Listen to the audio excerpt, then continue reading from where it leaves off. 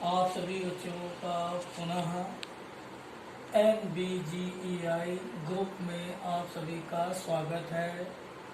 बच्चों, आपकी क्लास 12 विषय भौतिक विज्ञान चैप्टर आपका चल रहा है वैद्युत विभव।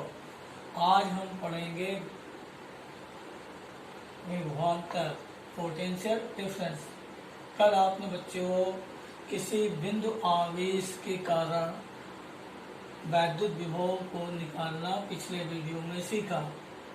अब आज यहाँ पर हम दो बिंदुओं के बीच का पोटेंशियल डिफरेंस कैसे निकालेंगे इसके बारे में सीखेंगे। ये हमारे पास एक चार्ज है, तो इस चार्ज के कारण इसके सराउंडिंग में एक इलेक्ट्रिक फील्ड होगी और उस इलेक्ट्रिक फील्ड के भीतर ये दो पॉइंट हैं।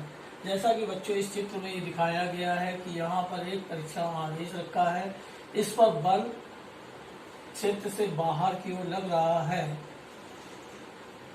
अब यदि हम इस चार्ज को बिंदु B से, मान लें अगर ये चार्ज B पे रखा हो तो इस पे बल इस दिशा में लग रहा होगा।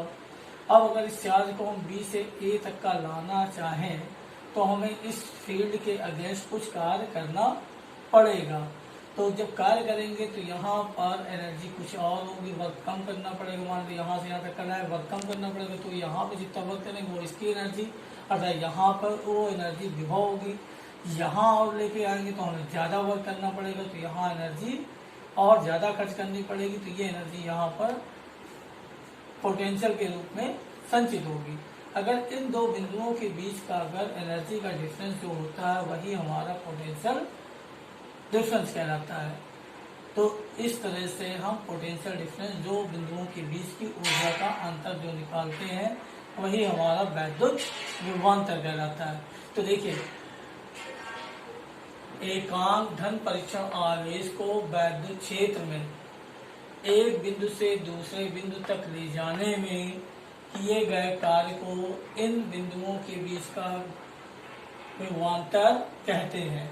अब हमने यहाँ पे जैसे दिखाया है कि एकांक धन परीक्षण आवेश को कहाँ से बिंदु B से बिंदु A तक ले जाने में यदि किया गया कार्य W हो तो इन दो बिंदुओं के बीच का वैद्युत विभवांतर क्या हो जाएगा, VA माइनस PB बराबर W/Q0। तो ये आ जाएगा दो बिंदुओं के बीच का वैद्युत विभवांतर। इसका मात्रक बच्चों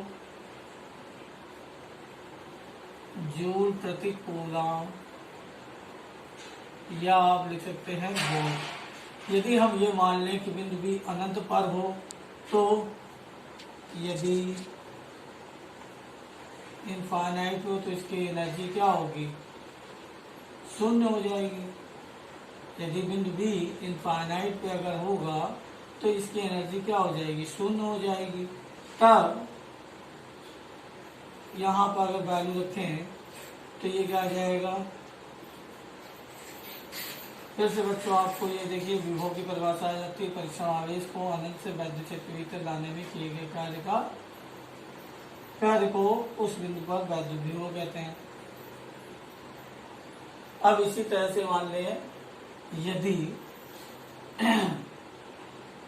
इतना ही देखिए, बाकी अगले वीडियो में और इसके बारे में जानकारी हम देंगे। धन्यवाद।